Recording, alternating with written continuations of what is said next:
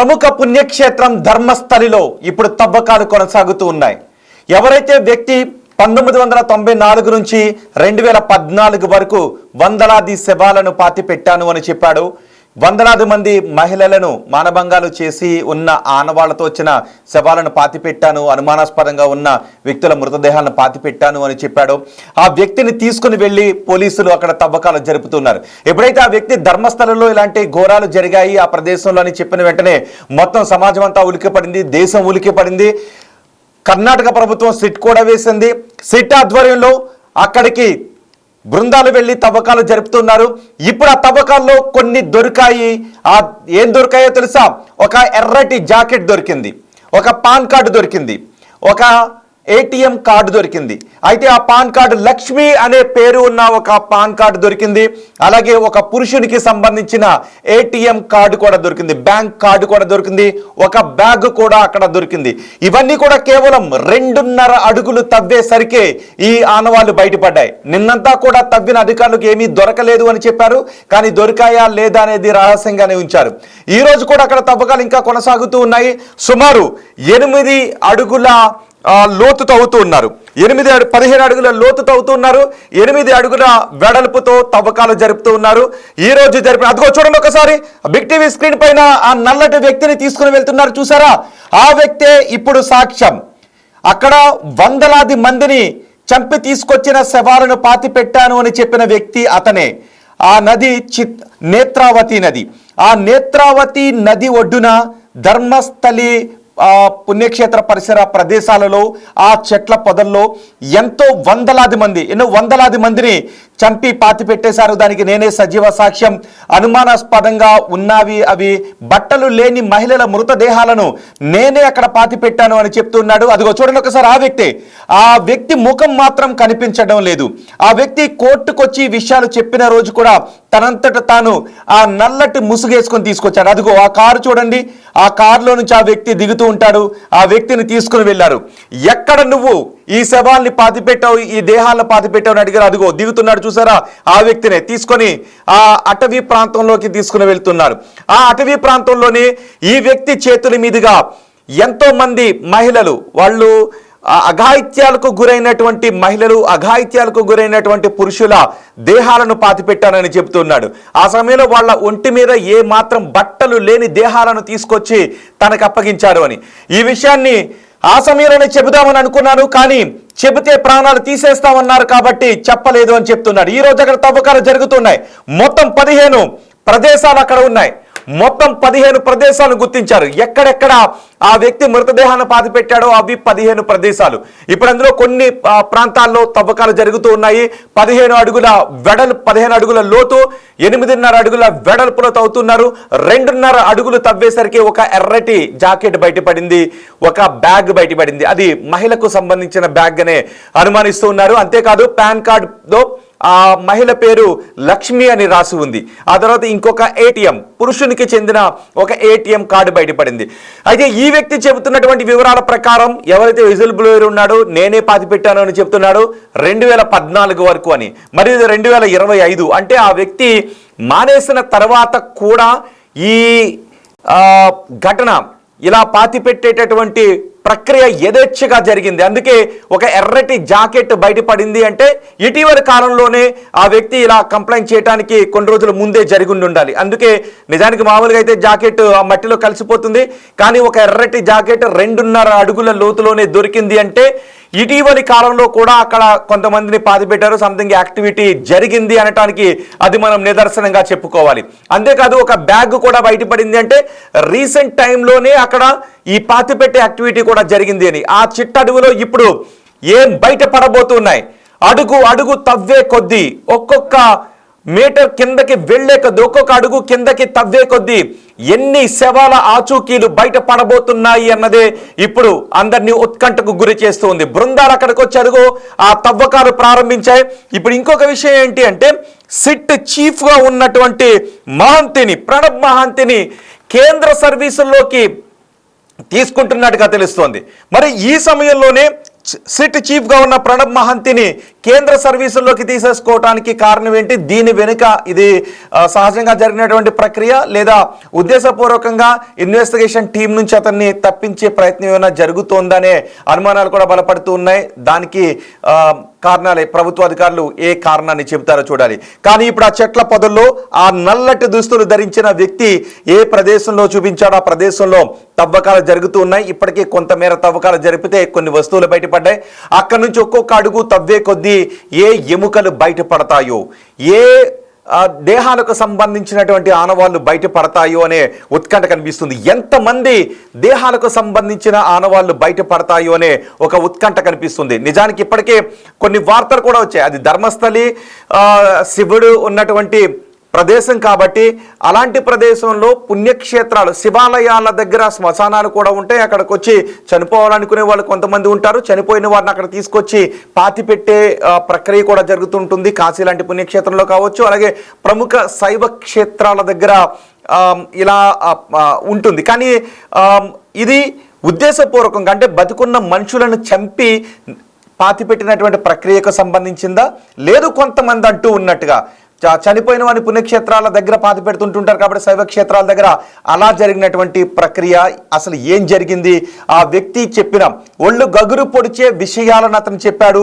ఇప్పుడు అవి వాస్తవాలా అవాస్తవాలా, సత్యాలా అసత్యాలా, ఏం జరగబోతుంది, ఏం తేల్చబోతోంది టీం అన్నది ఇప్పుడు ఉత్కంఠగా మారింది. ఇప్పటికే కొంతమంది వచ్చారు. తమ వారిని ఎవరైతే మిస్ అయ్యారో ధర్మస్థలి క్షేత్రం దగ్గరికి గుడికొచ్చినటువంటి వారు మిస్ అయినటువంటి ఘటనలు కూడా కొన్ని ఉన్నాయి అని కొంతమంది చెప్తున్నారు. న్యాయ పోరాటం కూడా చేస్తున్నారు. ఇప్పుడు వాళ్ళు కూడా అక్కడికి వస్తూ ఉన్నారు.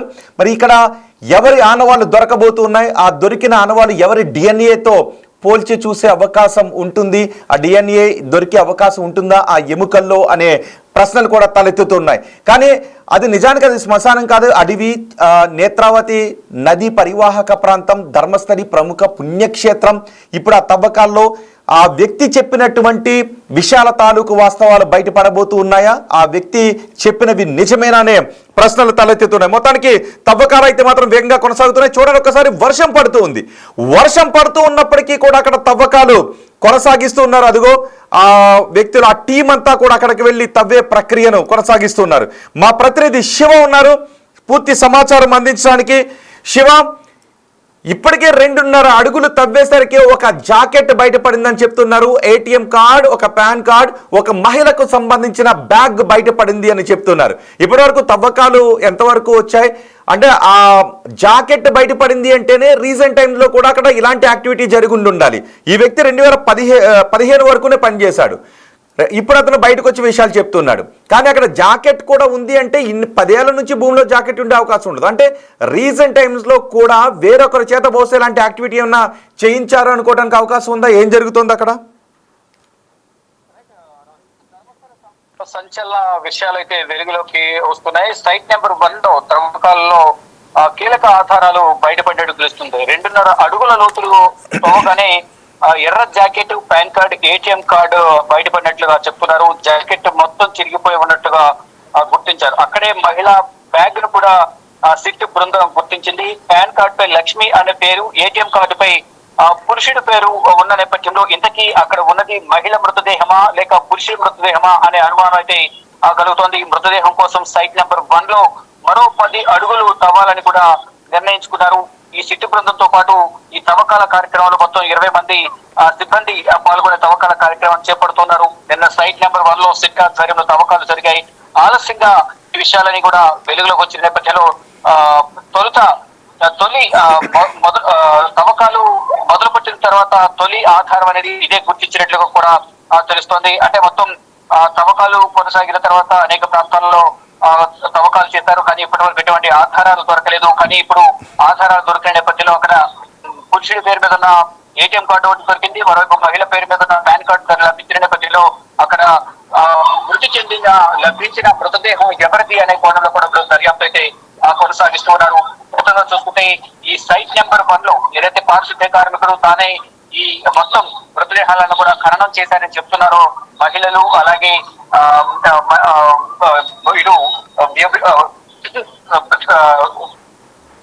బిచ్చమెత్తుకునే వాళ్ళు కానీ ఇతర మహిళలందరినీ కూడా ఇక్కడే అత్యాచారం చేసి హత్య చేసి ఇక్కడే పడేశారు. తనే ఈ మృతదేహాలని కూడా గోయి తీసి పాతి పెట్టారంటూ కూడా ప్రత్యక్ష సాక్షి చెప్తున్నారు. ఇక్కడ కొన్ని సైట్ల ప్రకారం వచ్చిన సమాచారం ప్రకారం మనం చూసుకుంటే కనుక పారిశుద్ధ్య కార్మికులు ఎక్కడ మృతదేహాలను ఎన్ని మృతదేహాలను అక్కడ ఖననం చేశారనేది కూడా చూస్తే సైట్ నెంబర్ 1 లో 2 మృతదేహాలు, సైట్ నెంబర్ 2 లో 2 మృతదేహాలు, సైట్ నెంబర్ 3 లో 2 మృతదేహాలు, సైట్ నెంబర్ 4, 5 లో 6 మృతదేహాలను ఖననం చేసినగా పూడ్చిపెట్టినట్టు తెలుస్తోంది. అలాగే సైట్ నెంబర్ 6 లో 6, 7 లో 8 అలాగే 8 మృతదేహాలు, 6, 7, 8 సైట్లలో 8 మృతదేహాలు, 9వ సైట్ లో 6 నుండి 7 మృతదేహాలు, 10వ సైట్ లో 3 మృతదేహాలు, 11వ సైట్ లో 9 మృతదేహాలను అక్కడ పూడ్చిపెట్టారు. మరోవైపు 12వ నంబర్ సైట్ లో 4 నుంచి 5 మృతదేహాలు, ఇక సైట్ నెంబర్ 13 లో ప్రస్తుతం గుర్తించబడిన ప్రదేశాల్లో అత్యధికంగా కూడా వీరు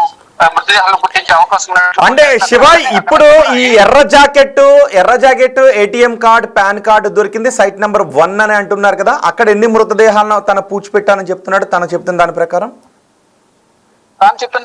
సైట్ నెంబర్ 1 లో 2 మృతదేహాలు పూడ్చిపెట్టారని చెప్తూ ఉన్నారు. దాని ప్రకారం చూసుకుంటే కనుక అక్కడ 2 ఆధారాలు దొరికాయి. ఒకటి పురుషుడి పేరు మీద ఉన్న ఏటీఎం కార్డ్, మహిళ పేరు మీద ఉన్న పాన్ కార్డ్. అక్కడ దొరికినది కూడా ఆ జాకెట్ దొరికింది అనేది కూడా ఇప్పుడు ప్రాథమిక ఆధారాలను బట్టి తెలుస్తోంది.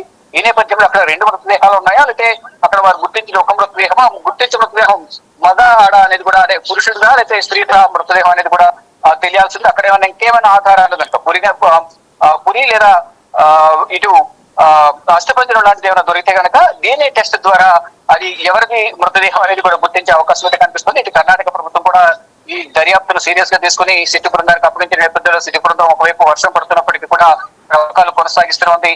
ఎట్టి పరిస్థితుల్లో దీనికి సంబంధించిన ఆధారాలు సేకరిస్తామంటూ కూడా వారు చెప్తున్న పరిస్థితి. శివ, ఇప్పుడు ఎన్ని సైట్స్ లో తవ్వకాలు జరుగుతూ ఉన్నాయి? సుమారు 15 సైట్లు ఉన్నాయి. 1వ నెంబర్ సైట్ లో ఈ ఎర్ర jacket, bag, pan card, ATM card బయటపడింది.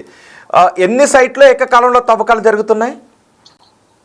రైట్, ప్రజెంట్ మొదట 1-2 సైట్లలో వారు తవ్వకాలు చేసిన నేపథ్యంలో వారు అక్కడ ఎటువంటి మృతదేహాలు దొరకలేదని, మొదట ఎటువంటి ఆధారాలు దొరకలేదని చెప్తూ ఉన్నారు. కానీ ఇప్పుడు 3వ నెంబర్ సైట్ దగ్గర మార్కింగ్ చేసి వారు తవ్వకాలు నిర్వహిస్తూ ఉన్నారు. ప్రజెంట్ అక్కడే కాకుండా వివిధ ప్రాంతాల్లో కూడా వారు తవ్వకాలు నిర్వహిస్తున్న నేపథ్యంలో మొదటిసారిగా వారికి లభించిన ఆధారాల ప్రకారం ఒక జాకెట్, అలాగే ఏటీఎం కార్డు, పాన్ కార్డు దొరికినట్లుగా తెలుస్తోంది. వాటిలో వచ్చిన ఆధారాల సమాచారం కానీ ఆధారం కానీ వివరాల. రైట్ శివ, ధర్మస్థలిలో తవ్వకాలు జరుగుతున్న ప్రదేశాన్ని మీరు ప్రత్యక్ష ప్రసారంలో చూస్తూ ఉన్నారు బిగ్ టీవీ స్క్రీన్ పైన. అదిగో ఆ వ్యాన్ లో తీసుకొచ్చారు వ్యక్తిని. ఆ వ్యక్తి పోలీసులను తీసుకుని వెళ్ళి ఎక్కడెక్కడ తను ఆ దేహాలను పాతి పెట్టాడో చెప్పాడు. 1, 2, 3, 4, 5 ఇలా 15 సైట్లను గుర్తించారు పోలీసులు. చూసారా, నల్లటి ముసుగు వేసుకున్న వ్యక్తి, అతనే పారిశుద్ధ్య కార్మికుడు. అతని ముఖం ఇంతవరకు ఎవరికి బయట పెట్టలేదు. ఎందుకంటే అతని ముఖం బయటపడితే అతనికి ప్రాణహాని ఉంటుంది కాబట్టి అతన్ని అదే ముసుగులో తీసుకువెళ్తున్నారు. అతని వివరాలు, ఒకవేళ అతని వివరాలు బయటపడితే వాళ్ళ ఫ్యామిలీ మెంబర్స్ కూడా కొంత ఆపద ఉండే అవకాశం ఉంటుంది కాబట్టి ఆ వివరాలు బయట పెట్టలేదు. ఆ వ్యక్తి ఆ నది ఒడ్డు నుంచి తీసుకుని వెళ్ళాడు, ఆ చెట్ల పొదల్లో నుంచి ఆ లోపలికి తీసుకుని వెళ్ళాడు. చూడండి, ఆ మార్గంలోనే తీసుకువెళ్ళాడు. అదిగో ఆ దట్టమైన చెట్ల పొదల్లోనే అక్కడే కొంతమంది మహిళలు, మరికొంతమంది పురుషుల దేహాలను పాతిపెట్టేశారు.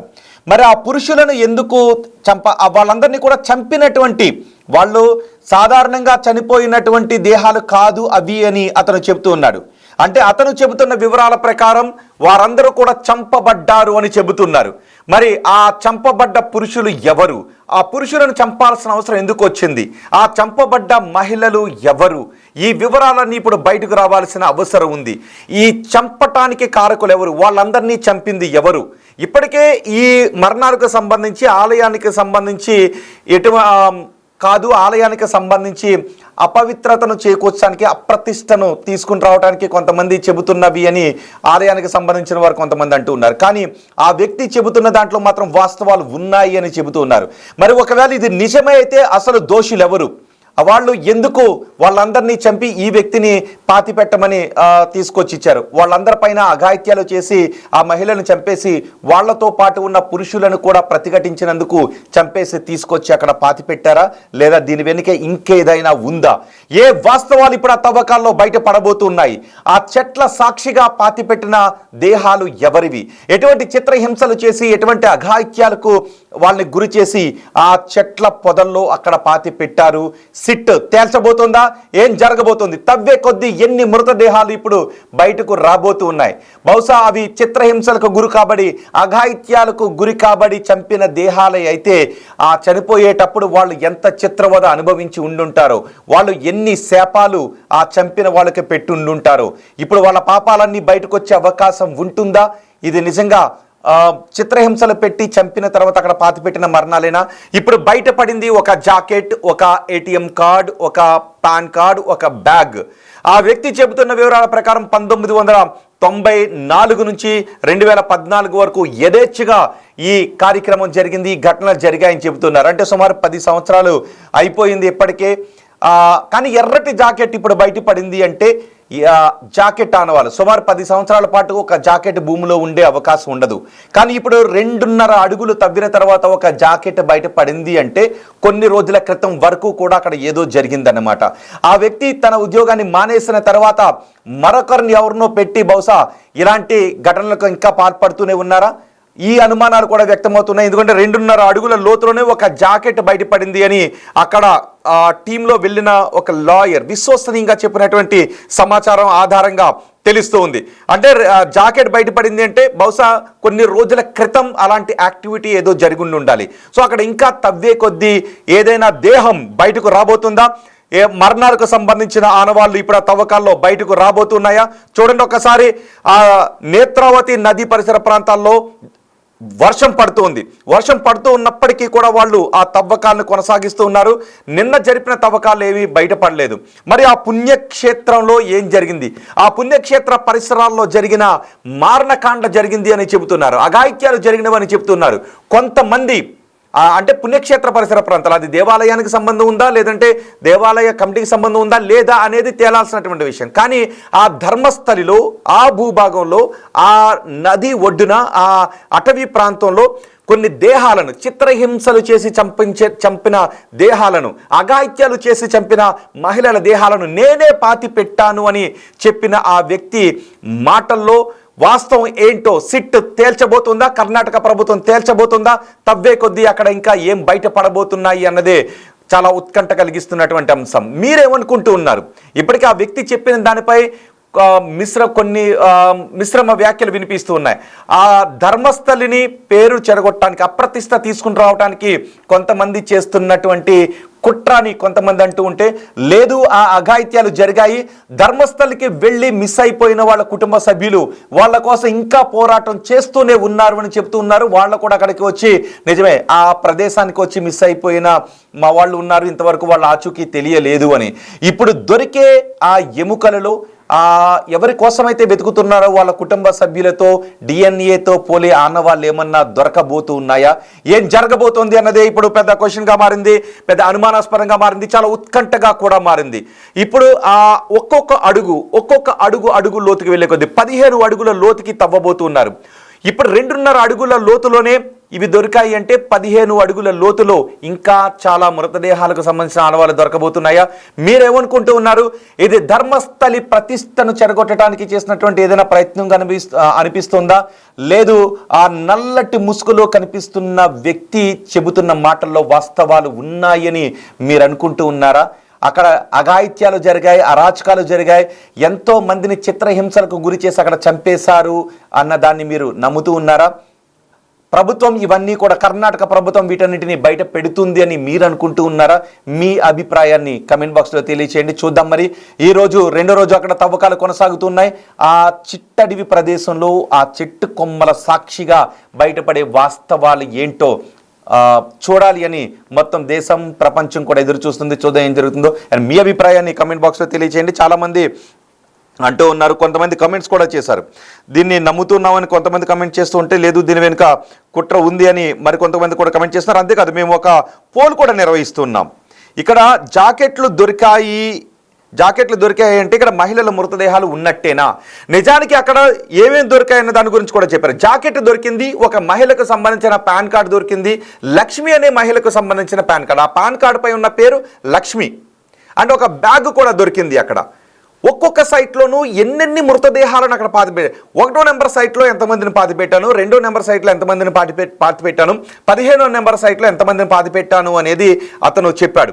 ఒకవేళ ఈ వివరాలు ఇంకొక మాట కూడా చెప్పాడు. నేను ఈ వివరాలను అప్పుడే బయట పెడదామని అనుకున్నాను, బయట పెడితే నిన్ను చంపేస్తామని బెదిరించారు కాబట్టి నేను బయట పెట్టలేకపోయాను అని చెప్తున్నాడు. ఇప్పుడు బయట పెట్టడానికి కారణం ఏంటి అంటే, ఇంతమంది చావులను నేను చూసిన తర్వాత వాళ్ళందరూ అఘాయిత్యాలకు గురి కాబడి చనిపోయారని నాకు తెలిసి కూడా ప్రాణభయంతో నేను వాటన్నిటిని పాతిపెట్టాను. నేను అలాంటి గిల్టీతో బతకలేకపోతున్నాను, అందుకే దీనిపై న్యాయ విచారణ జరిపించండి అని చెప్పి నేను కోర్టు దగ్గరికి వచ్చాను. కాబట్టి దీనిపై న్యాయ విచారణ జరిపించండి.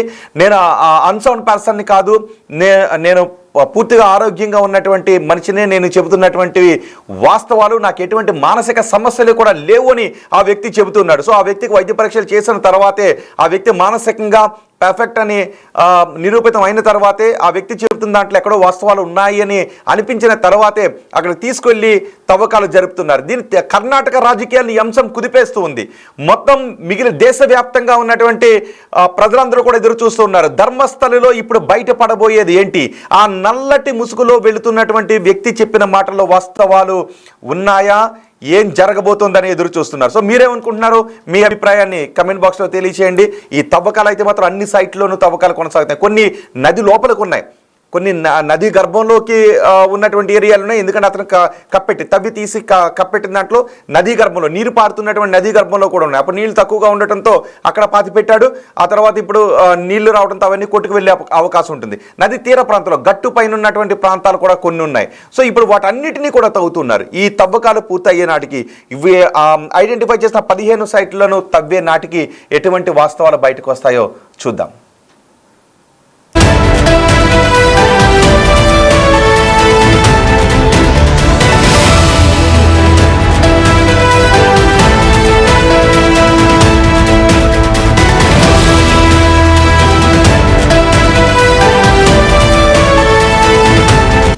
The Big Folk Night 2025 celebrating the soul of Telangana. August 23 సాయంత్రం 6 గంటల నుండి ఎల్బీ స్టేడియంలో. టికెట్స్ బుకింగ్ కోసం ఎంట్రీవాలా యాప్ను డౌన్లోడ్ చేసుకోండి.